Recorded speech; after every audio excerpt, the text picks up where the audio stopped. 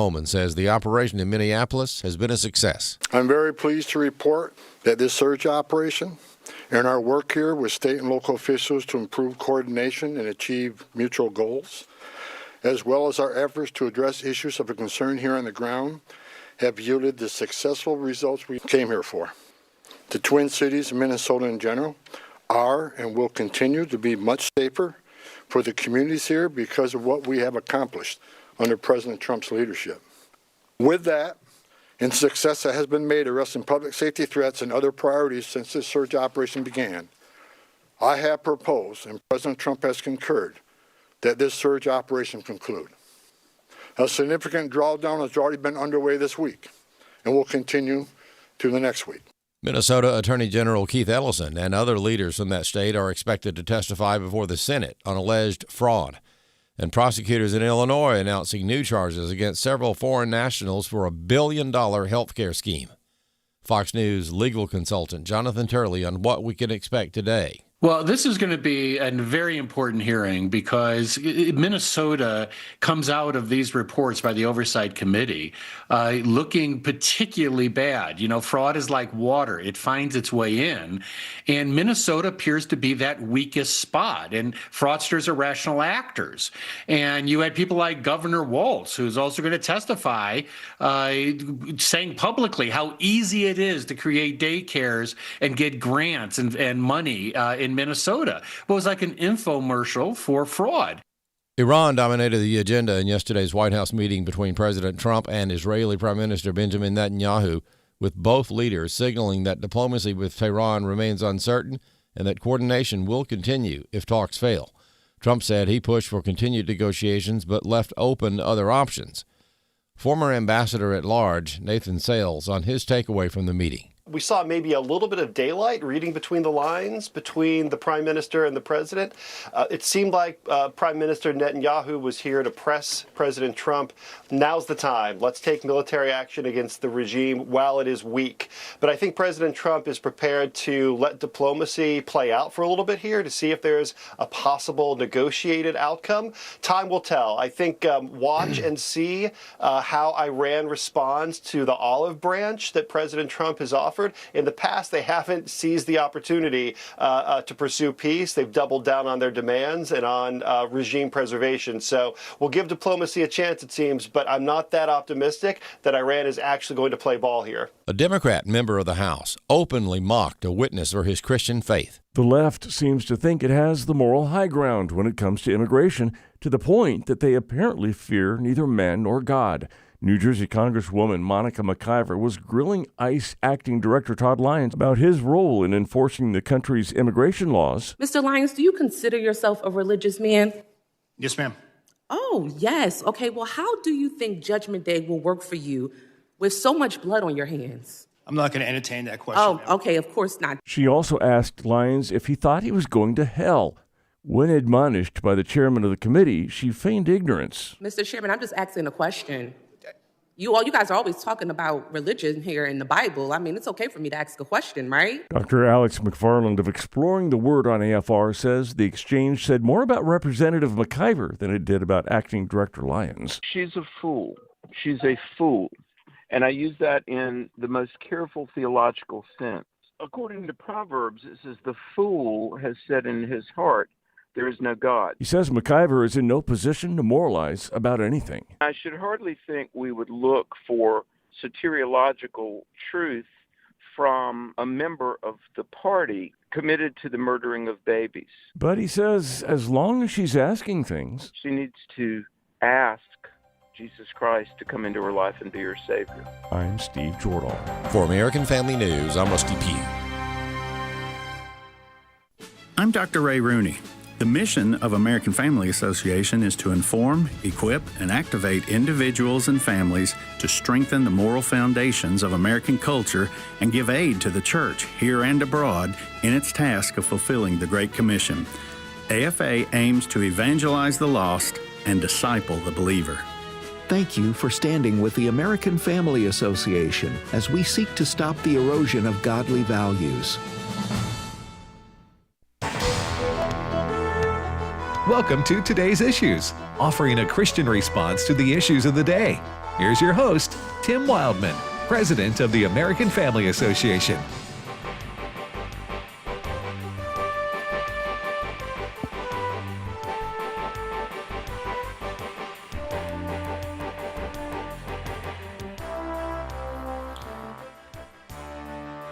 Hey, good morning, everybody, and welcome to Today's Issues on the American Family Radio Network. That's the name of this show, Today's Issues, without the pause.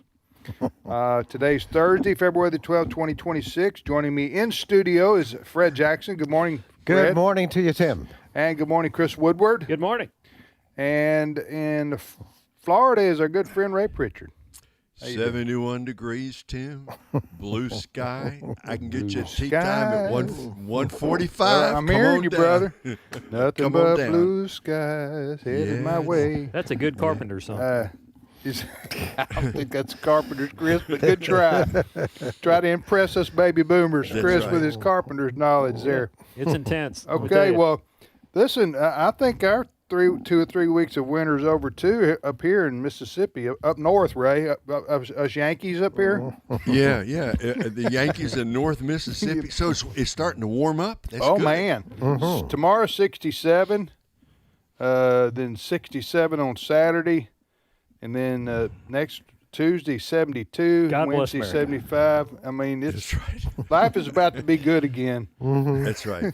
Except for the poor people that still don't have power. Yeah. There are a handful of people. that still... Fred, what's the weather in Nova Scotia? All right, let's today? look How up they- Nova Scotia, Ray. Yeah, how they doing Halifax up there? this morning, snowing.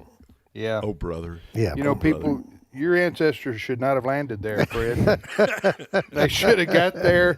You know what happened is your ancestors came over from Europe, and they landed in Nova Scotia sometime in August. They said, "Hey, man, this is great. This is amazing. We're going to build a house. Let's get started building, fellas." Well, you know, it was funny. My dad loved the South. Yeah. And he always was a little perturbed with the United Empire loyalists who fled to Canada during the Revolution. Yes. And he said, "What? I could have stayed down there. If my ancestors could have stayed, I wouldn't have to put up with the snowbanks." Hey, let me ask you this about the weather of Nova Scotia. Now, the more coastal you are, the more moderate your climate is, the less so. I know it's still chilly and cold, but doesn't it get warm sometime in Nova Scotia, maybe because of the coastal, in April or something? I mean, when does it get warm? Well, there? that Gulf Stream That's what I'm talking that they about. talk about. Yeah. Well, unfortunately, the Gulf Stream doesn't come in close enough. Bermuda. Oh, okay. Bermuda benefits from that. You know, Okay. That's why they have palm trees. Okay, and Bermuda is actually on a parallel with like Washington D.C. or something. Yeah, isn't it, out there in the Atlantic? It's a but short still flight. it's tropical. It's tropical there. Yeah, because of the Gulf Stream. Because of the Gulf Stream, but unfortunately, the water stays pretty cold. You know who discovered the Gulf Stream, don't you, Ray? I do not know. Do you know, Fred? No. Do you know, Chris? I do not.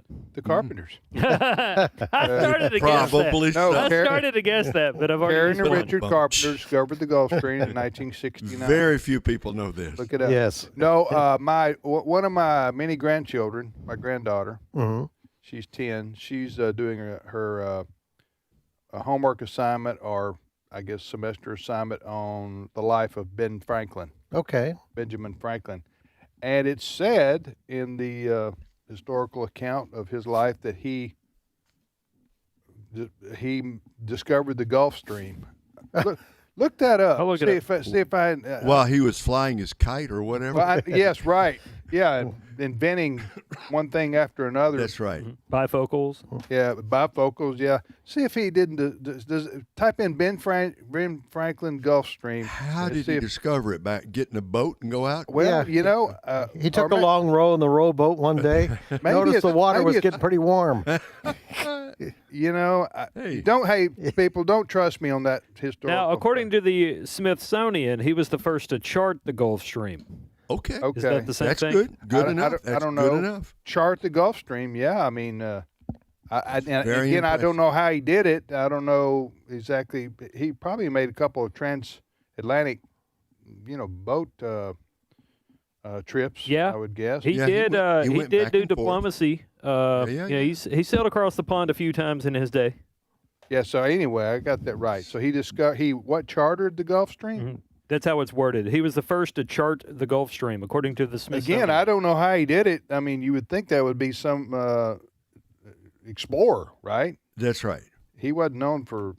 At least he wasn't known. Hey, we're giving you credit. You're getting full credit. Okay, well, I for that. thought I remembered that, but when you got 11 grandchildren and they're all doing research, and you start getting confused a little bit. Yeah. So, all right, you're listening to today's issues on the American Family Radio Network. That Benjamin Franklin. Yeah, if you want to feel bad about yourself, then you read what Benjamin Franklin accomplished in his short life. Yeah. Yeah. He was amazing. It's amazing. People back, we often think of ourselves as being, the smartest, most advanced generation.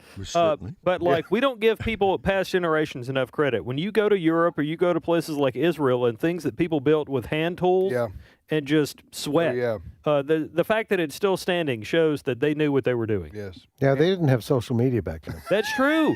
Or streaming services to suck up your time. Without social media. Scrolling back then meant a whole different thing. That's right. Huh? Yeah. I can't read. Why do I want to scroll? Oh, man. All right. You're listening to today's issues on American Family Radio. Hey, before we jump into all our news items that we have here before us, Fred, do you know the latest on this Savannah Guthrie mom's situation? Is that's still dominating? Is it dominating the news? I quit watching. I was keeping up with it on Fox, but there's nothing else to say. No. It has become a topic of discussion about the degree of coverage that Fox is giving this story, because many people go missing every day. However, to answer your question, there is really nothing much new. In fact, that was kind of the headline this morning. We're day 11, I think it is, in this, and there's... Right now, day 11. Who's that? It's how many days it's been. How many days it's been. Oh, day 11. I thought you said the name day.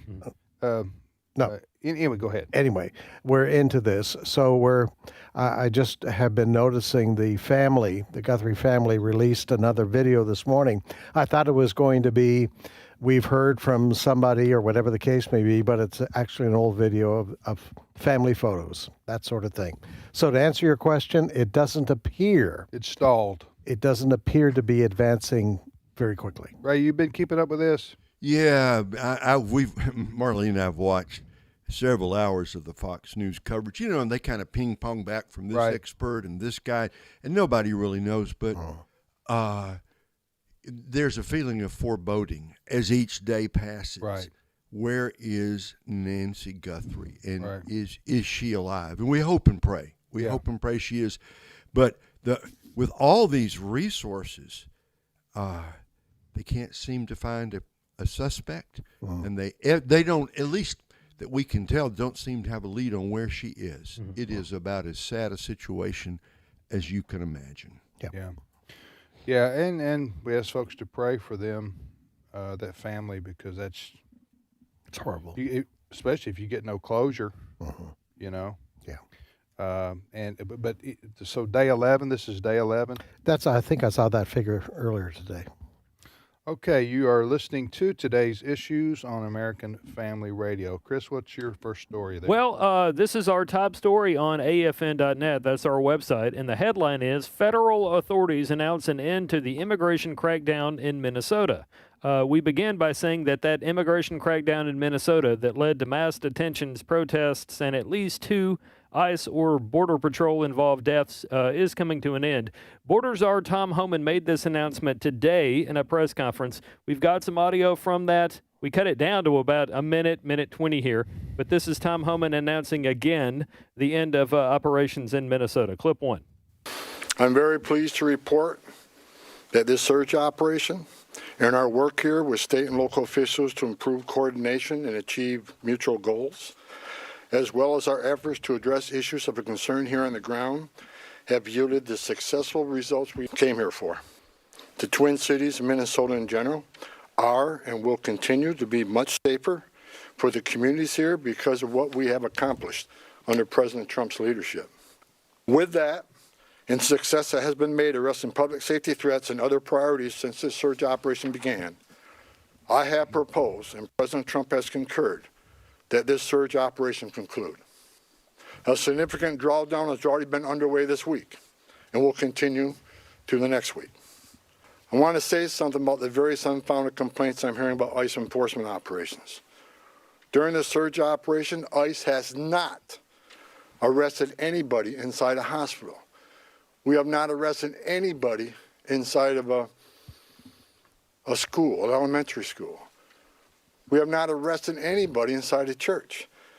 As a matter of fact, the only ones that disrespected the sanctuary of a church were the agitators that have been arrested and prosecuted, and so far we have 9 of them. I don't know if he presented this information or not. I would hope that he would, talking about Tom Homan. I think he should go through a list of those who were arrested. He did say in this news conference this morning they have arrested 4,000. Okay. Yeah. He did give a number. Yes, he did. 4,000? Yes. Wow, I had no idea. Despite what they faced, the ICE, the immigration enforcement people, despite the huge protests, organized protests, they were able to arrest 4,000. Wow. Okay. Well, now, of course, what happens to those people?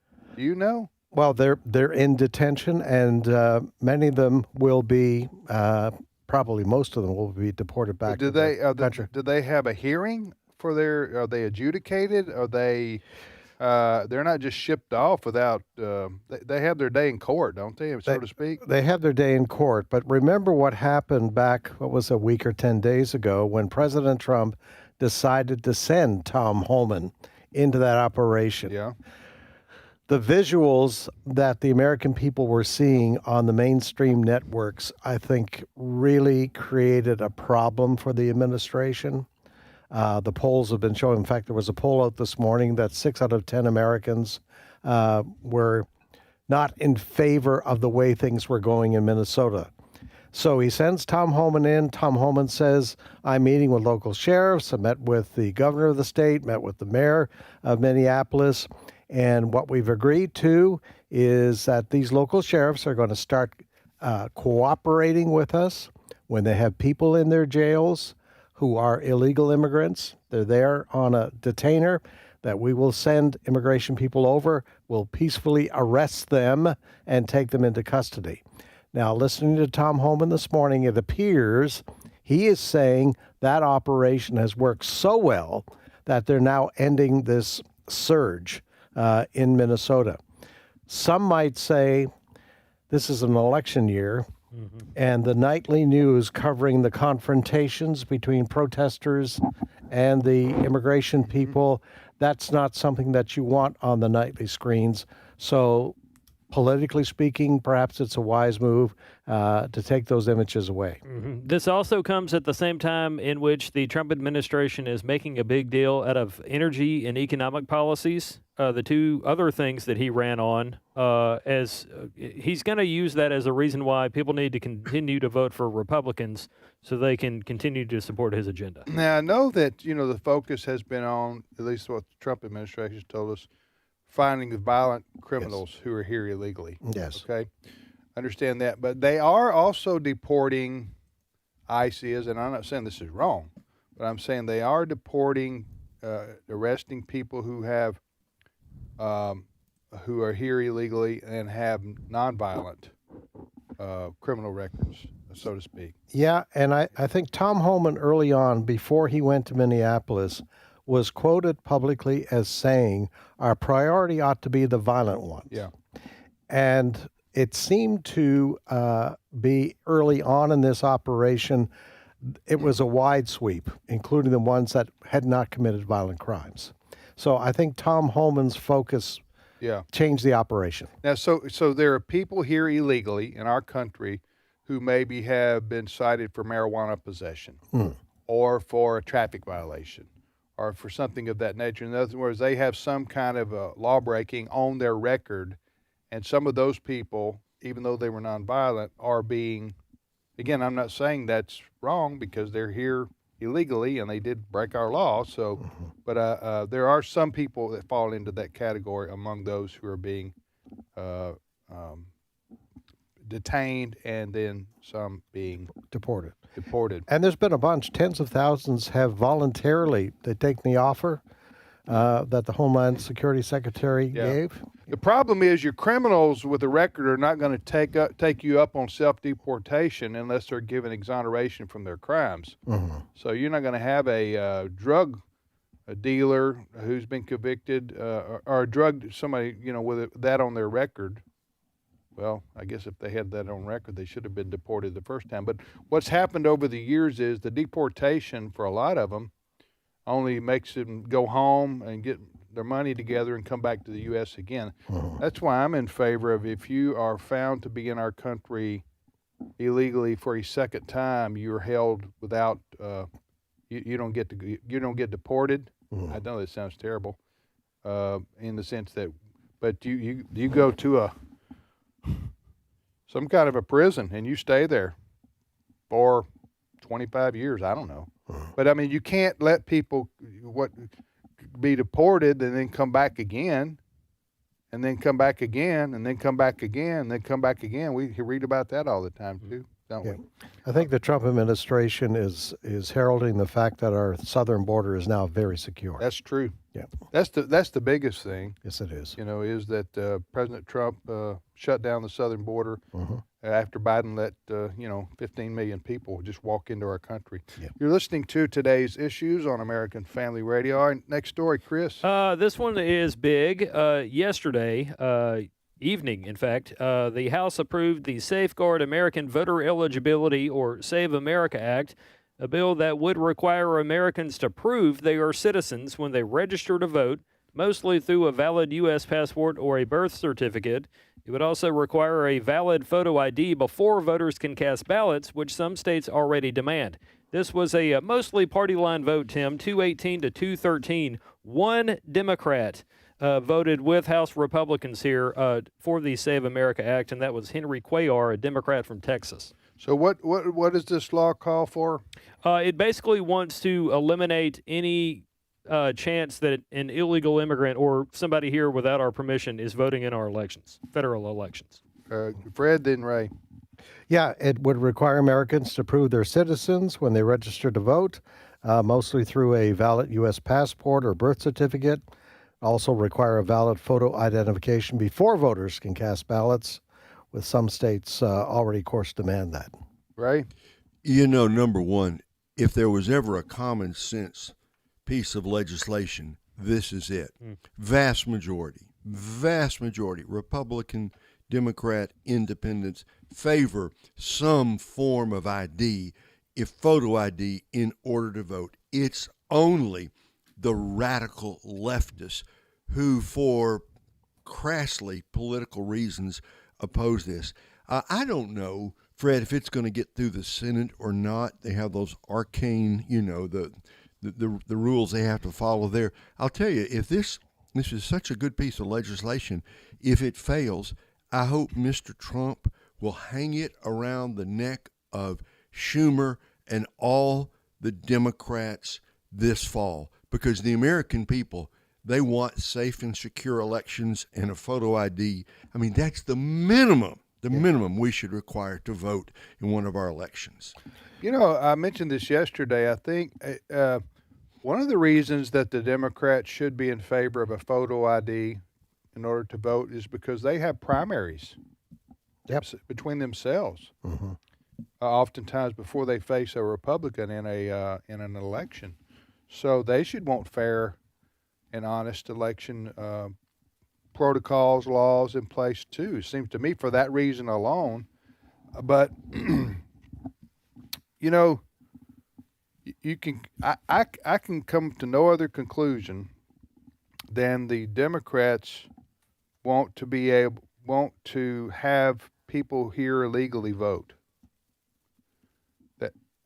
Tell me what other what other possible reason there could be? You have to have a photo ID to check out a library book. Not that anybody You does. had to have an ID to get into the Democratic National Convention in 2024. Okay, that was discriminatory. Sure was. You have to have a photo ID to get on an airplane. Can you imagine the airlines if they abided by the Democrats and they said, right. Okay, nobody has to have a photo ID. You just get on the plane. Otherwise, we're going to be discriminating. Some of you can't afford a photo ID to get on our airplane, so we don't want to tell you no, so just find you a seat back there.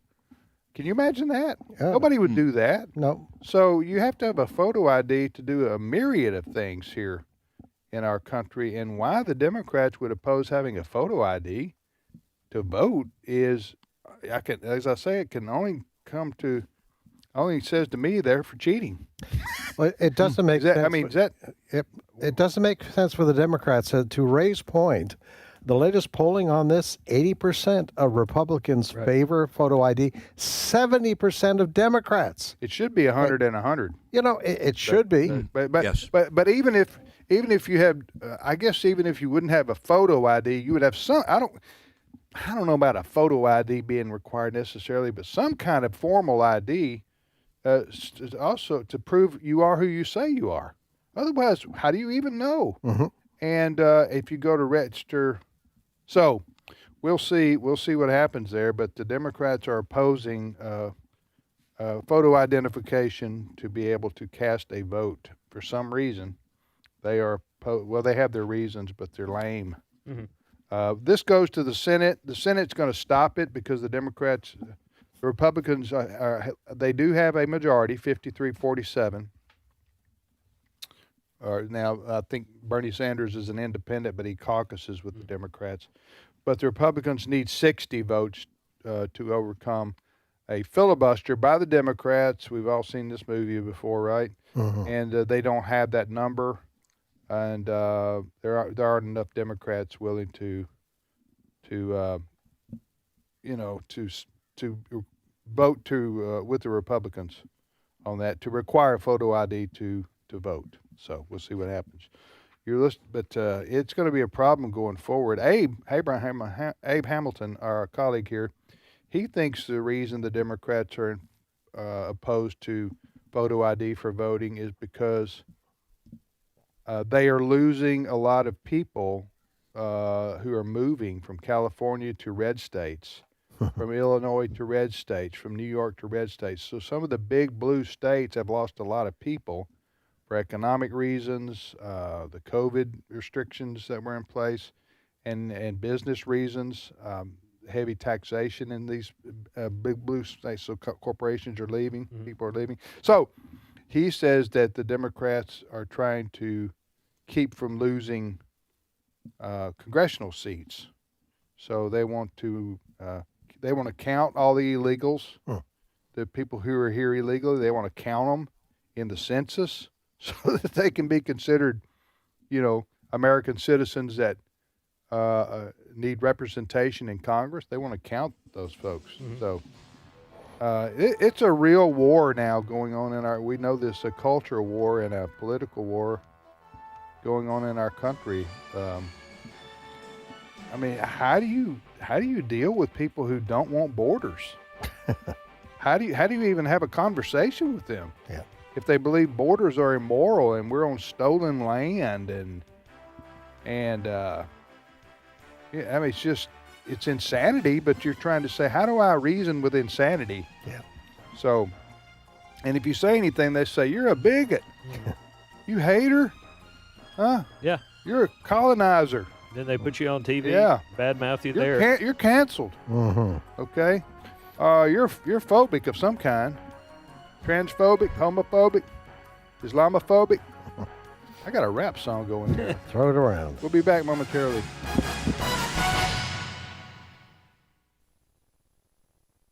It's my turn.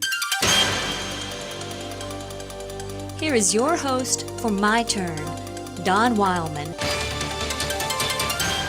I have decided that according to the standards of some today, I'm a little bit square. I guess this should be a major concern of mine, but it's not. Actually, it's just the opposite. I'm kind of proud of being a little bit square. I'm a little bit square because I believe in God. I believe in a personal God, one who cares about me. He hurts when I hurt and rejoices when I rejoice. He wants the best for me, and he wants me to do the best. He loves me even when I'm unlovely and gives to me even when I'm unworthy. I'm a little bit square because I'm a Christian. I believe that Jesus Christ was the clearest expression of God's love that we have ever seen. I believe the Christian life is the highest known to mankind and the path God desires us to follow. I believe the Christian faith is a personal relationship between one person and his Christ, but that it also has to be expressed socially. I'm a little bit square because I believe in personal responsibility. I will not blame fate or circumstance for my lot in life. It is primarily what I have made it. I cannot excuse wrong on my part because of wrong on the part of another. I believe in the final analysis, life is what I have the guts and determination and faith to make it. I'm a little bit square because I want my children to be raised under the influence of the church. I know that the church is made up of imperfect people like myself, but I know that the knowledge and inspiration which comes from the church will be a great asset to my children in years to come. I'm a little bit square because I believe in treating other people in a manner that I would like to have them treat me. We call it the golden rule. I believe if it was practiced more, life would be better for everyone. I'm a little bit square because I believe in involvement. Apart from the universe, little else runs right because of its own motion. I believe if you want good government, you have to work for good government. I have no right to curse poor government if I have done little or nothing for the cause of good government. I'm a little bit square because I believe in giving a person a second chance. The best way to help someone who is down is to lend him a helping hand. None of us are without fault. We all have done wrong at some time. Therefore, if a person desires another chance to make a go of life, I believe he should have it and that his past should not be held against him. If God has forgiven and accepted him, then so must I. I'm a little bit square because I believe every person should be given an opportunity to prove himself. I feel it is wrong to judge one man by the actions of a group or a group by the actions of one man. Each person should be judged as a person by his own deeds. I'm a little bit square because I feel an obligation toward my fellow man. I feel we are all part of the family of man, and as such, should strive to make life better for all people. So I guess I'm a little bit square, but I'm not worried. You see, being square helps the pieces of life's puzzle fit together better. This has been My Turn with Don Wildmon, a production of the American Family Association. Be silent before me so that I may speak. Then let come upon me what may. Why should I take my flesh in my teeth and put my life in my hands? Though he slay me, I will hope in him. Job 13 through 15. American Family Radio. This is today's issues. Email your comments to comments@afr.net. Past broadcasts of today's issues are available for listening and viewing in the archive at afr.net. Now, back to more of today's issues. Hey, welcome back, everybody, to today's issues on American Family Radio. If you want to send us an email, the address is comments@afr.net. If you're going to send us an email, it needs to be positive and encouraging. K-Love. A K-Love email. comments@afr.net. Just ask yourself before you fire off an email, would I want to receive this? Yeah. That's actually a very good question. Well, we all need to ask ourselves that before we fire off text or emails. Don't hit send, because tomorrow you'll probably get over it, and what was his name? You won't have to live with hitting send. Herb Edwards, several years ago, NFL coach, player TV personality, stuff like that. He was on a segment on one of the channels he was on at the time, and they were talking about how athletes, like the question was, should you engage in social media? And Herm Edwards is famous, and there's like a meme of this where he goes, "Don't press send, don't press send." Oh, you know? Yeah. I remember early on in emails and texting, doing that. You let your emotions of the moment, and then the next day you go, why did I do that? That's right. That was not worth my time, and now I got a broken relationship because I acted irrationally or emotionally. Men don't do that. Huh? We're not wired that way. We don't do that much. We do that, but we don't do that much. The Old Testament is Well, chock full of... now we're saying, well, what sex does do that much? We're not going to say either. We're not going to hit send. We're not going to answer that question, no, friends. We're not hitting send on that message. Yeah, no, send your emails to Chris here. We got Valentine's Day coming up. We don't want to ruin it. The only thing I ask anybody is, if you didn't like something you heard in a story and you feel led to email or write us a letter, just remove blessings from the signature, because What do you mean? it sends mixed messages. Oh, you mean blessings? Yeah. You They mean they send emails about a story we aired on American Family News? Like, I didn't like that last newscast, and the person featured in that story, you shouldn't do this. You should know better. Blessings, John Doe. That's right. All right. Doesn't quite work. Anyway. You're listening to today's issues on American Family Radio. Tim, Fred, Chris, and Ray. Next story. Ray, Chris. All right. So President Trump had a meeting with Israeli Prime Minister Benjamin Netanyahu, and depending on who you listen to, read, where'd they meet? Chris? Engage with, they met together in Washington to talk about a number of things, including Iran. And it looks like Trump is still wanting to act tough on Iran, but maybe not as hard as Benjamin Netanyahu would like him to be. Who knows? What are they talking about? A possible deal, Fred? Well, this was a strange meeting. Normally when, and this was the seventh time, I think, that Prime Minister Netanyahu has met with President Trump in his second term. It was kind of weird yesterday. The Prime Minister Netanyahu arrives at the White House. They have a 3-hour meeting, and then Prime Minister Netanyahu left through the back door.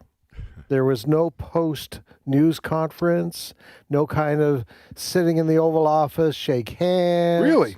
Nothing like that. It was really weird. In fact, the only image of the post-meeting was the vehicle carrying Prime Minister Netanyahu had the Israeli flag on it, leaving through a off driveway.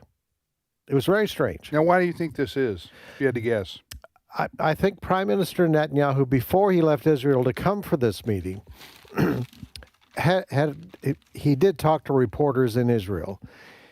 Prime Minister Netanyahu is worried about the development of ballistic missiles by Iran. President Trump seems to want to keep focusing on nuclear weapons. All right? There were reports this morning that Prime Minister Netanyahu, he actually pressed for this meeting, Netanyahu did. He wanted to get to President Trump to say, hey, don't make a deal that exempts the Iran's development of ballistic missiles. So, and all we got out of Trump was a social media post calling it a very good meeting, but said there was nothing definitive reached other than I insisted that negotiations with Iran continue to see whether or not a deal can be consummated, end quote. Mm-hmm. So that's Trump all we got. Trump used the word consummated? Yes, he did. Huh? End quote. He also used the word, it was a good meeting, which is, he says that about every meeting. Indeed. So what do you make of this, Ray? Well, on one hand, we've seen over the last few weeks, we're moving aircraft carriers in, strike forces. We're bringing in warplanes flying in from the U.S. I mean, it's almost as if on one hand, we are ready to push the button and do some kind of major bombing campaign in Iran. I think that's still a possibility. Obviously, the president wants to do everything he can to avoid this. My guess, Tim, is that they will strike a deal, Mr. Trump and the Iranians, and it will last for a few months, and then the Iranians will do what they've always done, which is break whatever the agreement is and keep on enriching uranium and keep on building toward nuclear weapons. I suppose I'm pretty pessimistic, not about the Iranian people, but about their leaders. We desperately need regime change in Tehran, and nobody seems to know how to get there. Okay, what did President Trump mean then when he said aloud to those protesting against the regime in Iran? Remember this 4 or 5 weeks ago, President Trump said, help is on the way. Yep. And then nothing happened. And by nothing, I mean, when you say help is on the way, I'm assuming it means military help to stop the killing of those to try to stop the killing of those, because there's thousands of people that have been butchered and slaughtered over in Iran. It's still going on. Right. They've killed their own people, right? Killed their own people, like communist dictatorships do ultimately, to put down any revolution, any kind of uprising. That's what they do, and they've done that, and they are doing that. So I don't know what kind of, quote, deal President Trump says could be made, and I don't know what he meant by help is on the way.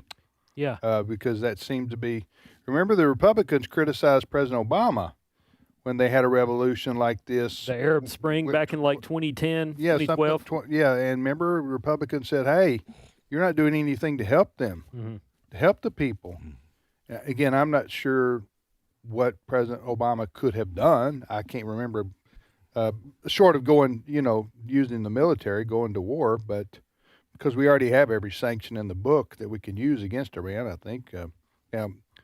So I don't know where this is going. I know that Benjamin Netanyahu, the Prime Minister of Israel, is worried about how this impacts Israel possibly, because a ballistic missile can't reach the United States. I'm not an expert on military, but can't you have to have there are certain kinds of missiles that can go around the world, so to speak. It would take a lot of fuel. Yes. For that to happen. Yes. It doesn't take a lot of fuel to get from Iran to Israel. Right. According to the internet, an intercontinental ballistic missile has a range greater than 3,400 miles. Okay. That's not going to reach the U.S. But we do have operations. We do have operations, and we do have. But Iran would be certified in a negative way. I mean, mentally ill completely, to want a war with the United States, because they're going to lose that one. Yeah.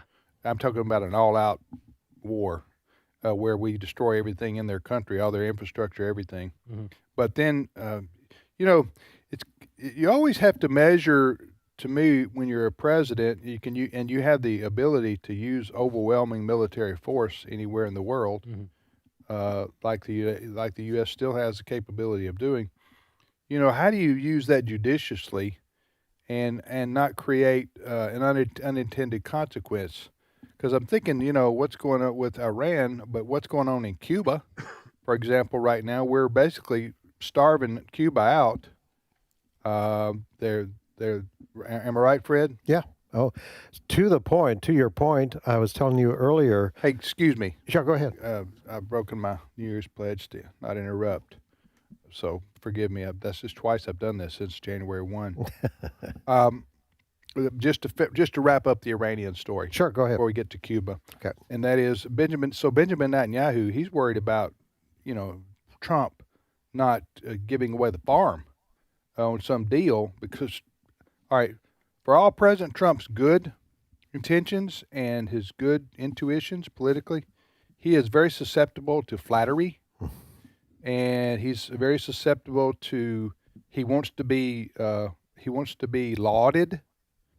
That's why. So, he just does. That's his personality. That's a narcissist. They want to be loved, right? And if they're not, they get angry. So President Trump would be susceptible, in my opinion, to some sort of brokered deal with Iran that really doesn't address the issues of Israel's national security, but may give Trump at least a momentary time to go, hey, look at me, world. I've come to a deal with Iran. And so you understand what I'm saying here? Oh, I understand. But if the deal is this. Because he keeps calling it a deal. Yes. If the Iranians say, okay, we won't develop nuclear weapons, Trump says, oh, I got my deal. Right. What was the point of sending all these ships? They've said this all along. The Iranians said, we're not developing nuclear weapons. Okay. So if that's the deal, then we've got nothing from it. And I don't understand why we've got all these ships standing by, ready allegedly to attack. And what he meant by help is on the way. Yeah. And if the Islamic regime is still in charge of Iran come election day, it will be deemed as a loss for President Trump. Right. And Benjamin Netanyahu, his job is to protect Israel. Yes. Yeah. Do you remember going into the bombing of the nuclear facility or facilities in Iran last summer? Going into that bombing, we talked on the show about how Trump and Netanyahu had some odd meetings where it seemed like maybe they were on the outs or they had some disagreements. They couldn't come around to agreeing on things like that. And then we bomb Tehran or the nuclear operation there, and you find out we've been in cahoots with Netanyahu the whole time, and it was all this great operation or whatever. So maybe we're reading too much into the odd tension-filled meeting yesterday. Well, one or two more things about this, then we'll move on to the next subject. What you mentioned earlier about how this meeting went down. You have Benjamin Netanyahu, the Prime Minister of Israel. When he comes to the U.S., it's usually a big news. Yes.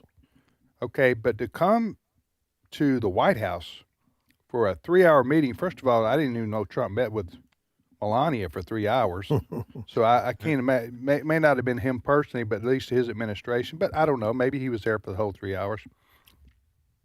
But that's a serious meeting if you're going through that much. So Benjamin Netanyahu seems to me, if you just read what's going on between the lines, he's pleading with President Trump, do not do anything that it doesn't have teeth to it, and that negatively impacts us in Israel.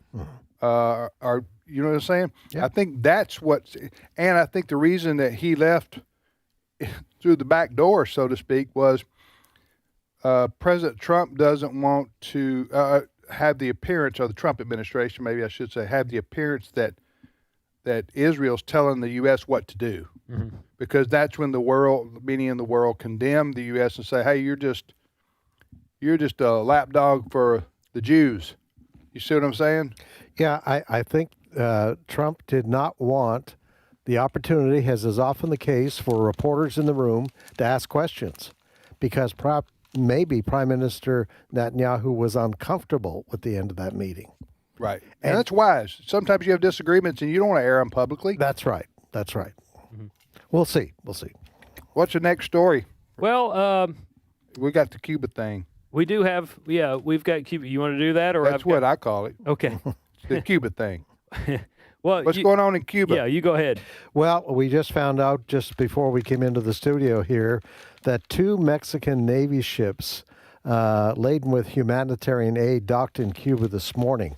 536 tons of food, including milk, rice, beans, sardines, meat products, cookies, you name it, and 277 tons of powdered milk. Now, that's the type of thing that you normally see going into a starved nation when you're talking this kind of food being necessary to exist. And this is all happening because basically President Trump has an energy blockade of Cuba right now, to the point that Cuba has told airlines, don't bother coming here because we don't have the fuel to refuel you to go home. So it's that bad. Air Canada announced that they weren't going to fly in there anymore. So they're in dire straits in Cuba right now. The question then becomes, okay, where is this headed, this energy blockade? What does President Trump want? So Ray, you been keeping up with this story? Just a little bit. I mean, the question is this a step toward regime change? Are we trying to get the communists out altogether? And if we are, is this the best way to do it? Look, we all agree we don't want to see boots on the ground in Havana, right? We do not want to send in the 82nd Airborne. We can't do that. Americans won't support that. So how do you replace that murderous regime down there with somebody who's more open to democracy? Mm-hmm. Well, I have mixed feelings on how does this affect the average person in Cuba? You see what I'm saying? Because are we, the United States, starving people by our blockade, so to speak? Our not so to speak, our energy blockade. Aren't we keeping fuel from coming in there? Yes. Mm-hmm. To the point where Mexico's now sending like first aid and food to the people of Cuba. So are we going to starve them out and then let Samaritan's Purse go down there and help them out? I mean, how does this work exactly in Cuba? If you can't, the last people that are going to give up the food are the communist leaders. Right. Okay, so does this really serve the purpose if we are going to starve them energy-wise? Are they going to go? The electricity is going to go out? Is that what's going all over the country? Is that what's going to happen? Well, you can't operate farming equipment without fuel. It's but what threat is you also what threat is Cuba to the United States too? I think there's zero threat. Yes. So that's a different level. If they want to be they don't, not that they want to be communist in Cuba, but they are. And if the people want to rise up and overthrow the government, that's up to them, and we can support them in their effort. Yeah. But really, the first and foremost, the concern of the U.S. should be: are they a threat like the missing the Cuban Missile Crisis was? Go ahead. I was going to say, if you're counting on the people to rise up and overthrow the communists once and for all, it's kind of hard for them to do that if they're hungry and they don't have any electricity. Like right. But a starving army is not going to do anything. But the story is, Ray, that Mexico is sending Navy ships to Cuba to help them with humanitarian aid. And somehow that's not included in the blockade? Somehow? That's right. That's weird. It's a weird situation. Has the White House or anybody spoke on this? Not according, like I said, this story just broke in the last couple of hours about these Mexican Navy ships. One ship carried some 536 tons of food, including milk, rice, beans, sardines, meat products, cookies, canned tuna, and vegetable oil. Also, I noticed that there were food trucks let off the boats. Did you see this? Food trucks? Yeah. For, tacos and... I'm waiting for a joke, but I mean... And enchiladas and... Yeah, it's Mexican food trucks. Bada boom. Bada boom. Nobody got that joke but me. Oh, yeah. And we took you seriously. When you have to finish your own joke. That's right. It doesn't really work. It fell flat. Food trucks like Mexican food trucks that we see everywhere. Yes. So Gotcha.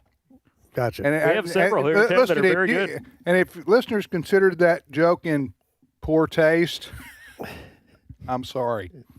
You see that joke? I did. Get that one? I see what you did there. All right, next story, Chris. Well, this one comes at no surprise. Fred's laughing now. I think See what I did there? Tim wants to move on. Yeah. I want to move on. Okay. Let's move on. All right, let's talk Zoran past that, Mamdani. okay? This story comes at no surprise for anybody that paid any attention to Zoran Mamdani's campaign. Zoran Mamdani. But he's in the news because the New York City mayor, Zoran Mamdani, says the city must hike taxes to help pay for the bills.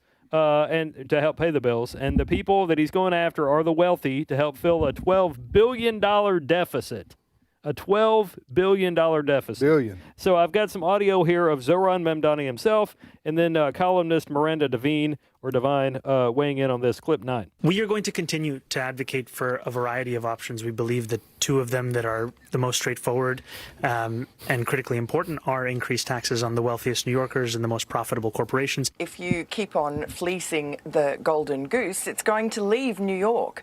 People are marching away as fast as they can. You look at California, the wealthiest people will go, and then you'll have nobody to pay for all these ridiculous social programs, because what he's spending the money on is not basic things like picking up the garbage and cleaning the snow off the streets, as we can all see at the moment.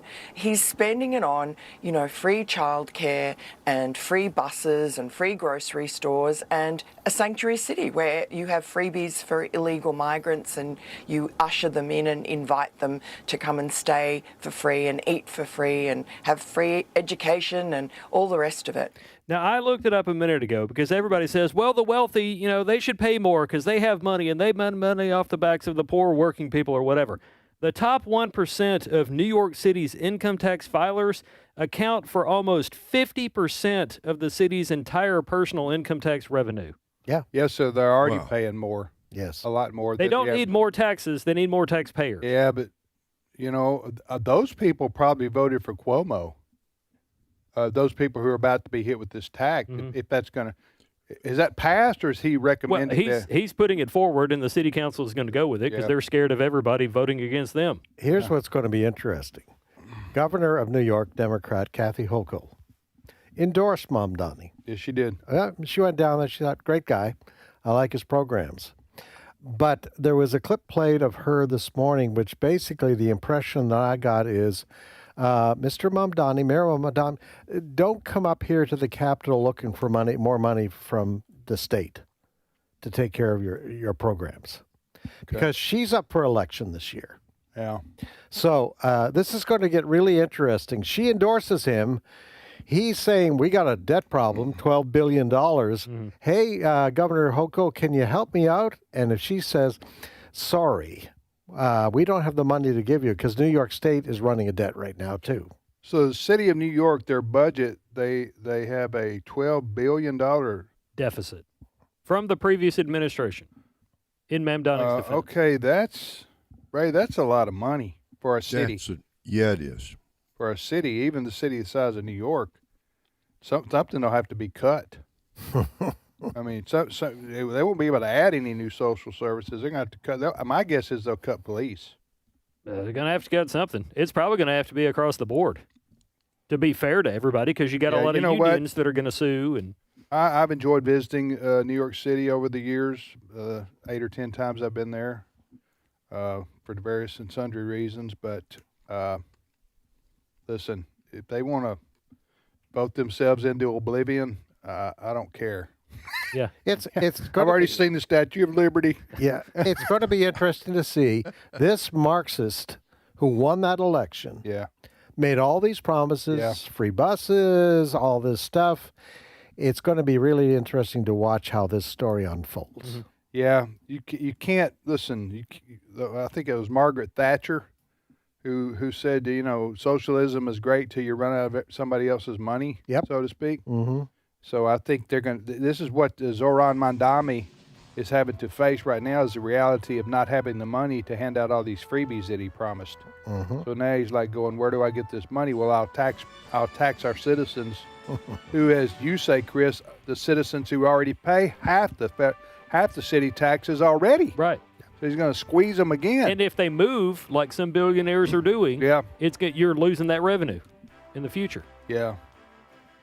All right. Well, we will be. Thank you, Chris. Thank you. And just so impressed, Chris, with your carpenter's, the way you've grown in your carpenter's knowledge. I went to one of those old record shops, those things you guys used to play when you were young. Yeah. And I played a record the other day, but I couldn't figure out how to get the needle. Well, we'll work on that. And I think with your experience with the carpenters, you've only just begun. Very good. Yeah.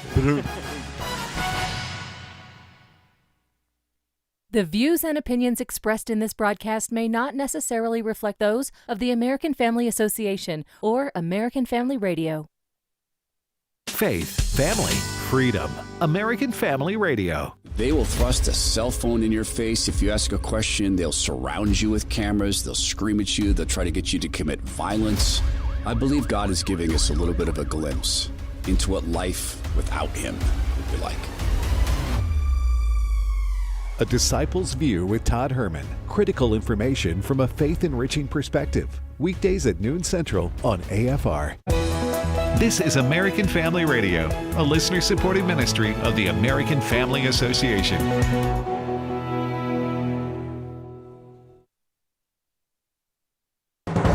American Family News, I'm Rusty Pugh. Attorney General Pam Bondi praising President Trump's crackdown on crime during a hearing yesterday in which Democrats used their usual playbook, ask a loaded question, and then prevent the witness from answering. But the AG wasn't having it. How many of Epstein's co-conspirators have you indicted? How many perpetrators are you even investigating? First, you showed it. I find it. How many have you indicted? Excuse me. I'm going to answer the question. Answer my question. No, I'm going to answer the question the way I want to answer the question. No, Your you're going to answer the theatrics are question the way I ridiculous. asked. You can let her filibuster all day long, but not on our watch. Not on our time. No way. And I told you about that, Attorney General, before you started. You don't tell me. Yeah, I did tell you because we saw what you did in the Senate. You're a lawyer, not even a lawyer. Meanwhile, this morning, GOP senators are pressing Minnesota officials for answers on Minnesota's massive fraud scandal. Missouri Senator Josh Hawley really wants answers from that state's attorney general. You said, let's go fight these people, meaning the people who were investigating the fraud. Why'd you do it? Why'd you help them? Are you going to let me answer? Please, we're all ears. So first of all, you're cherry picking quotes out of there. Why did you help them? I thought you were going to let me answer. Why did you help them? Are you going to let me answer? Why did you help You them? let me answer and I'll answer you. Tell the truth and I'll let you answer. I will tell the truth. Good. Let's do that. That'd be a nice change. Why'd you help them? Now see, Mr. Chairman, I didn't come here to be insulted. I came here voluntarily. You came here for the truth. Let's have it. Why did you help them? A North Carolina-based pastor and Christian apologist hopes Republican primary voters won't be fooled by a congressional candidate who admits she is a left-wing progressive. Republican Tim Moore represents North Carolina's 14th congressional district. And this year, he faces a primary challenger who openly admits she is not a real Republican, but is a, quote, progressive. During a podcast called The Hometown Holler, Kate Barr complained that the new district boundaries make it impossible for her to win as a Democrat. So she has entered the March 3rd GOP primary. I'm telling people the truth. I knock on a door and I say I'm running in the Republican primary, but I'm not a Republican. I'm a progressive. I can't claim a Democrat. Author, apologist, and culture expert Dr. Alex McFarland keeps a watch on North Carolina politics. I hope and I pray that the voters in the 14th district will be very savvy enough to not elect in this primary someone who is brazenly dishonest. She's not fit to hold office, and hopefully she won't make it through this primary. I'm Chad Groening. A course at the University of Florida explores the social construction of reproductive values. Chris Woodward has more. This is a sociology course, and it's framing human reproduction as a matter of social interpretation rather than a biological fact. Jessica Ogren of Campus Reform. The fact that I'm having to get on radio about this is kind of ridiculous, but here we are in 2026. Ogren added that this is part of a much broader trend at schools in red states and blue states. If this is happening at Florida, I can't even imagine what classes at, like, say, Harvard or Yale are like.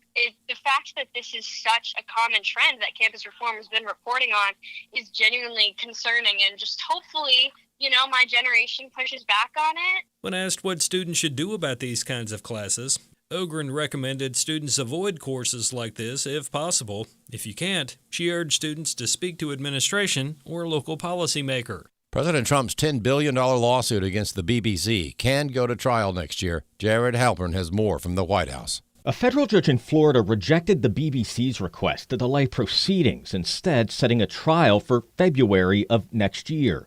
President Trump filed a $10 billion lawsuit in December accusing the British broadcaster of defamation and unfair trade practices for the way a speech he delivered before the Capitol riot on January 6, 2021, was edited in a documentary. The president says the footage should have included him telling supporters to demonstrate peacefully. The BBC plans to file a motion to dismiss the lawsuit, arguing the U.S. court lacks jurisdiction. The judge says such a motion is premature. At the White House, Jared Halpern, Fox News. There's more online at afn.net and on the AFN mobile app. I'm Rusty Pugh. If we lose this cultural war, we're going to have a hedonistic, humanistic society. Discover the story of the culture warrior Don Wildmon and how he went head-to-head with Hollywood, Playboy, the homosexual agenda, and the Disney empire. The movement Don started paved the way for Christians to boldly stand for truth and righteousness in a hostile culture. Watch Culture Warrior today for free. Visit culturewarrior.movie. Today's Issues continues on AFR with your host, Tim Wildmon, president of the American Family Association. Hey, welcome back, everybody, to Today's Issues on American Family Radio. Tim, Fred, and Ray. Ray's in Florida. We're in Mississippi, and Steve Paisley-Jordahl is in 3 feet from me. That's right. How you doing, Brother Steve? I am well. Thank you very much. So, a lot going on in our world. We got to 3 or 4 stories that are in the news last hour, and we got some big stories to talk about with Steve. Steve, but I wanted to talk about that first story. All right. A federal judge in Louisiana has released 4 illegal immigrants, all of them with lengthy rap sheets that include convictions for murder and child sex crimes. The judge's name is John de Gravelis, and he's an Obama appointee. And he released them because they've been held too long, and there's no imminent likelihood at their home countries, Cuba and Ethiopia, taking them back. Let me give you a quote. This is what the judge said about releasing them. Petitioners, the 4 criminals, are currently detained in violation of their constitutional rights. Further, they have been detained with no opportunity to arrange for care for their dependents, their pets, homes, or the court can only assume that bills have gone unpaid, jobs may have been lost, petitioners may have been released into the housing and food instability, all because the government unlawfully detained them. I don't know what was unlawful. Separate the end of his quote from your commentary, please. The court can only assume that the bills have gone unpaid, jobs may have been lost, and petitioners may be released into housing and food instability, all because the government unlawfully detained them. Close quote. Okay, now your commentary. I don't know what was unlawful about their detention. They have removal orders. Well, you can't hold people forever without some sort of movement legally. Well, yes, but all they had to do was. But they're illegal. They are illegal, and they're illegal immigrants who've committed crimes, and the federal judge let them go. Do you know if he just released them into the general population to go home? That's what it looks like. Because that's where ICE should be waiting at the door. And in Louisiana, they probably wouldn't have any of the same craziness that was following ICE in Minnesota. So I don't know. It seemed like to me, we'll see what happens here, but it seemed like to me this is a perfect case where ICE should be involved, Fred. If we're looking for violent criminals who are here illegally. I'm just aghast at the reasoning of the judge. He was worried about their pets being fed. Well, that's what you call a bleeding heart, Fred. Oh. That's where it comes from. So now if you commit a violent crime in Louisiana and you have to go before this judge, my cat's at home, and nobody's fed Puss in Boots now for a few days. So this is a federal judge appointed by President Obama, and he's the one. This didn't make national news much. I mean, I didn't see it anywhere. Where did I find that story? Newsweek or? I have a Washington Times article and a Fox News article talking about it. I don't know which one you sent. This is what's wrong with liberalism, though. And progressivism is they're soft on crime. Yeah. And so, but I don't think we need a federal judge saying that somebody who is incarcerated because they've committed an illegal, they've committed crimes like, what do you say, armed robbery? Murder. 3 of them convicted of let me make sure I get the wording right. 3 of them have been convicted of... Wait, convicted? Yes. Homicide convictions, and the 4th is convicted of sex crimes with minors. Will you, I'm not saying you have to do it now or even, but will you try to follow up and find out? Because the question I have is, why are they not, why did they not stay in prison? Yeah. I know there's no answer to that right now. The story doesn't tell us exactly, except for what you've already said. But that doesn't seem to make sense why you have people. The way it's written, it would be possible. The Washington Times, you say? I have a Washington Times story and a Fox News story. I guess it would be possible that they had served their time for their sentences, but I don't think so. That's 20, 30 years. That doesn't make sense. You know, we'll ask Abe. Abe will know. Yeah. Abraham Hamilton will know. He used to be assistant DA there in New Orleans anyway. All right, next story.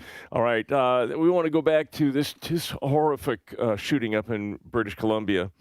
And we're learning more about the shooter. I didn't bring in the audio, but there's a video of this young man that was where he's clearly in mental distress. And the police have been called several times to his house for help with mental distress. His mother was, I guess she was trying to help him, but by supporting his transgender fixation.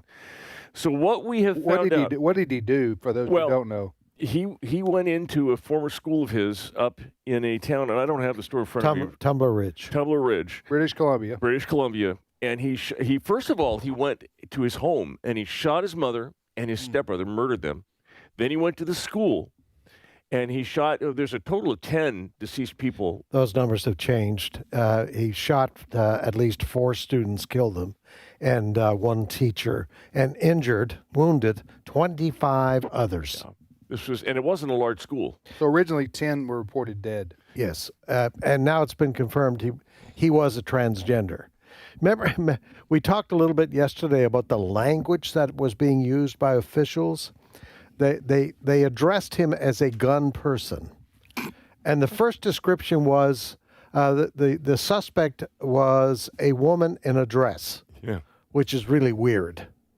But yesterday there was a briefing by the RCMP, the Royal Canadian Mounted Police Deputy Commissioner Dwayne McDonald, and listen to how stressed he is about having to describe who this person was. Cut number 5. That includes the deceased gun person. We identified the suspect as they chose to be identified in public and in social media. I can say that Jesse was born as a biological male who approximately, the information that I have, approximately 6 years ago began to transition to female and identified as female both socially and publicly. I can say that she had a license that had expired. I believe it was in 2024. She did not have any firearms registered to her. Yeah, police were called to the home of the person who's being identified, Jesse Van Roetseler. Who died. He committed suicide. Yes. Self-inflicted wound. Police, prior to this incident, this horrible incident, were called to the home of this individual at least on 1 or 2 occasions. They had to take weapons from the home. They were called there because of concern of a mental breakdown of some type. So they go in, they take the weapons, but then they ended up giving the weapons back to that individual. So now we have... The individual was a minor?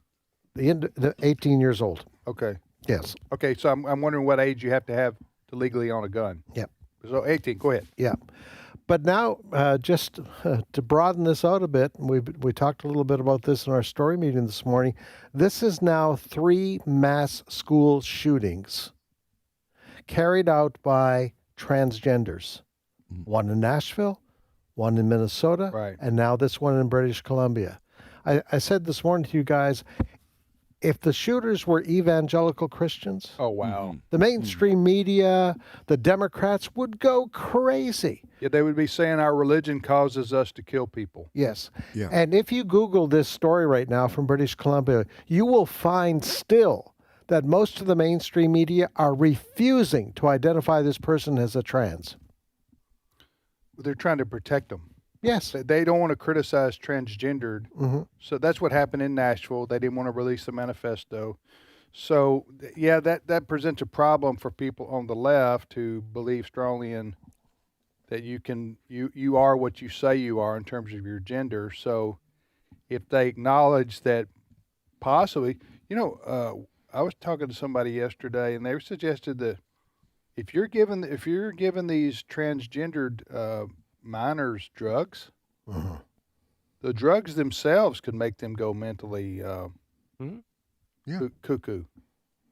That's especially if you're a girl.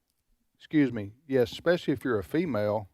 Well, I don't know. I'm getting out of my league here. I say especially. I think either way, if you're a man and they're giving you female hormones, if you're a woman and they're giving you testosterone, that is not you got to mess with what your God head. designed. It can mess with your head. Absolutely. Not to mention, you're already a confused individual. If you suffer, they wouldn't consider themselves suffering. But listen, Ray, this was considered a mental disorder by the American Psychological Association not too long ago. Until just a few years ago, and then under pressure from the LGBTQ whatever lobby, they caved in. But everybody knows this is a mental illness. It's a sickness. It's, in spiritual terms, it's a demonic takeover of a human life. And for them, what did they call the shooter? They didn't want to call that person a gun person. The police were just twisted. They were twisted verbally on how they were supposed to describe this person. So they called it a gun person, and they called it a woman in a dress. What does that even mean? Is that what they said? That was my first cue. And the first day, they described the shooter as a woman in a dress. And I thought, that's odd. I never heard that description from police before on a suspect, a woman in a dress. Not that there hasn't been women in dresses who've done bad things, but why do you bring it up? It's you listen for odd language. That's the first clue you get that something is not being... the reason is because the mainstream media and the entertainment industry and a lot of pop culture pundits, they will come down on you severely if you misgender somebody. Yeah.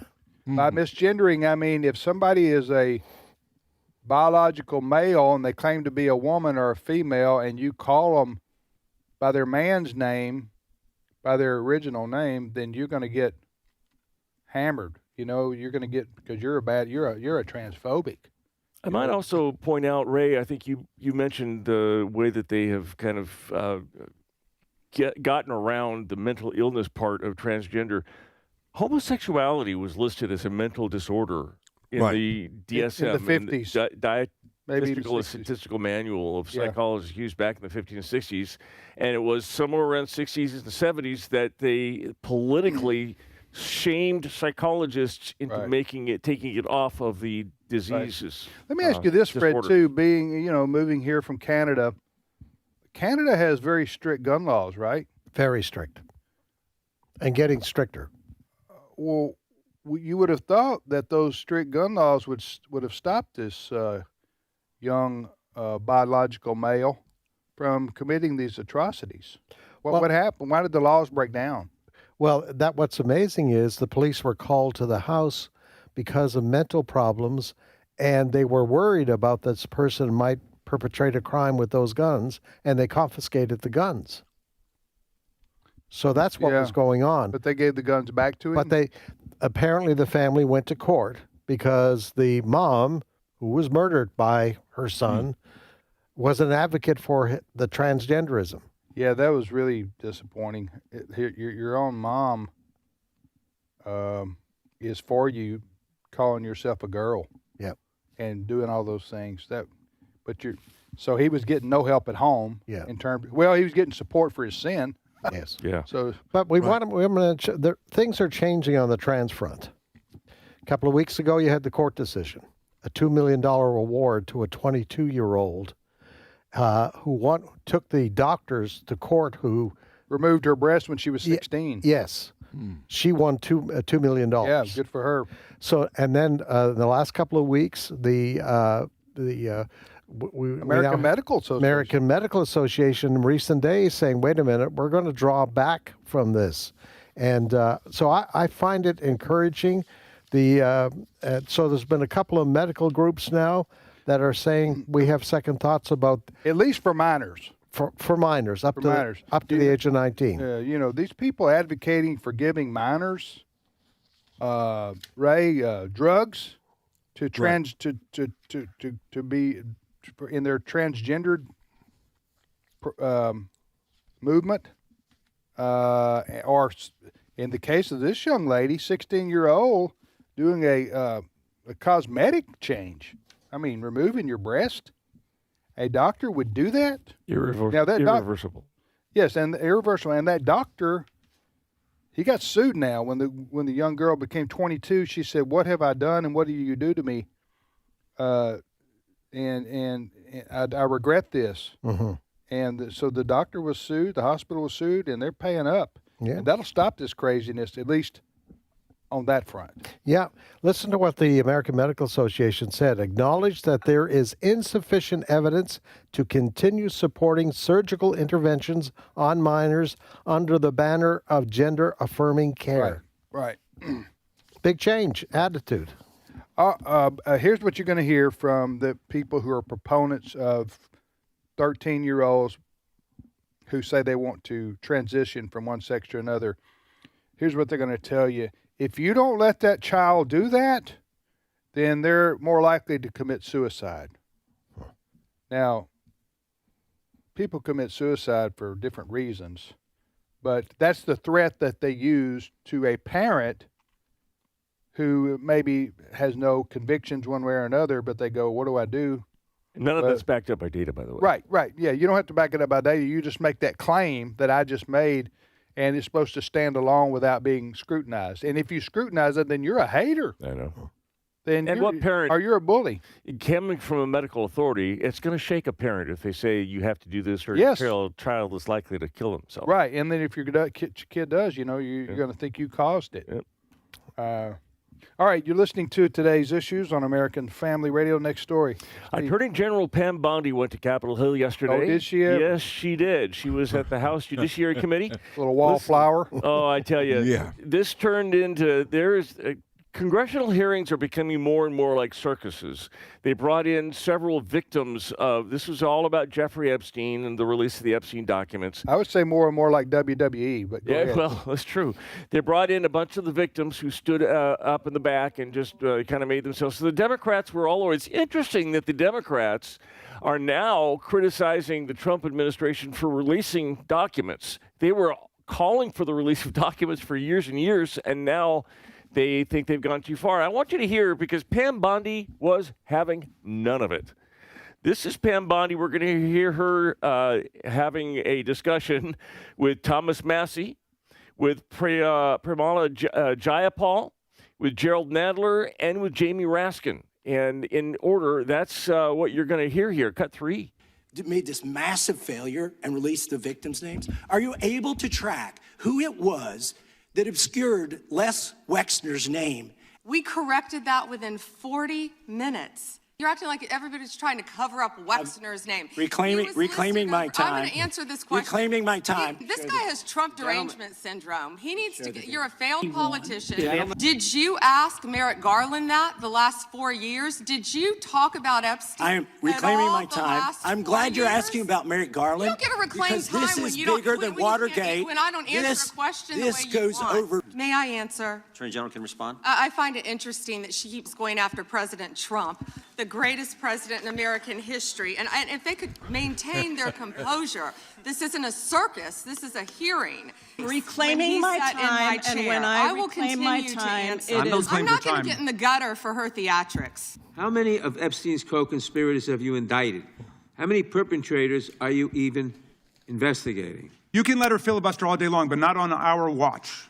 Not on our time. No way. And I told you about that, Attorney General, before you started. You don't tell me. Yeah, oh, I did tell you because we saw what you did in the Senate. Lawyer, not even a lawyer. Committee will be. Washed up loser lawyer. That's not even a lawyer. Whoa, you don't tell me anything. All right, well, we're going to break for lunch now. Wow. Little fireworks going on there.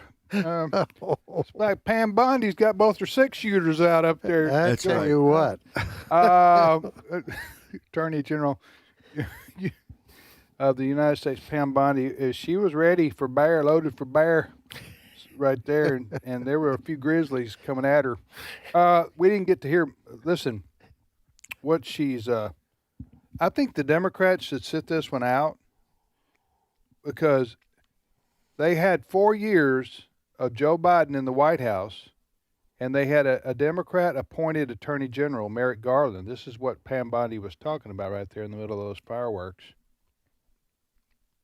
If the Democrats wanted anybody indicted for crimes in the Epstein situation, the Democrats could have demanded that Merrick Garland do what Pam Bondi has done now, ultimately, and that is release all the Epstein files to the public, all of them, the Epstein files to the public.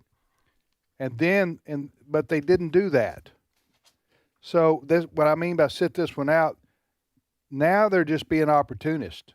Okay, now they're just when the Epstein files were released by the Trump administration. Now the Democrats want something done about something they could have done something about themselves had they wanted to, but they didn't want to. They didn't care enough, but now they do since the Trump administration they want something done to try to make President Trump and the Trump administration look bad. And it's just, I don't think it's going to work. But those are some fireworks there. Listen, I know I've mentioned this before. I don't like the way that our politics have become so coarse. And so I don't like that shouting match right there. I mean, yes, do I cheer on Pam Bondi for the most part because she's on the team I like? Mm-hmm. I still don't like the lack of decorum, the lack of I just don't like. I think for a congressional hearing, you need to have more civility. Again, I know I'm hearkening back to maybe a different time and era, but today it's just so. I don't know. How do you think about what do you think about what I've just said there? Well, going back to our brother Ed and what he has said many times, we are an extremely divided country. We are. The Democratic Party is moving further and further and further to the left. Right. So the divide. The divide between the two is so great now that you have, on so many cases now that you have we have a communist mayor in New York City. Just this past week in New Jersey, the Democrats in a Democratic primary voted in a person who has accused Israel of genocide. You have AOC, you have Bernie Sanders. So you've got this huge divide now. The Democrats are helped by the mainstream media because the mainstream media, for the most part, are radical socialist in the reporters. So that's why you're having this kind of uprising that occurs on these hearings, because they're covered by the mainstream media, and it's all about gotcha.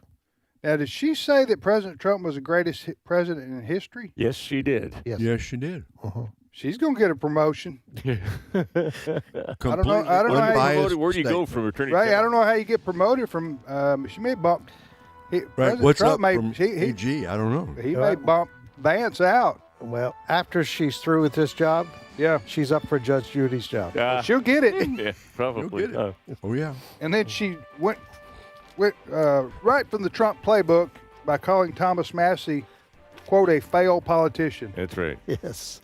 Who else has said that about Thomas Massie? The playbook. Her boss. Listen, Thomas Massey's from Kentucky, and his career has been excellent. I don't know what's happened in the last year or two between him and Trump, but his career there as a representative in Kentucky has been admirable from a conservative point of view. We will be back tomorrow with Trivia Friday, everybody. We'll see you then, you failed listeners.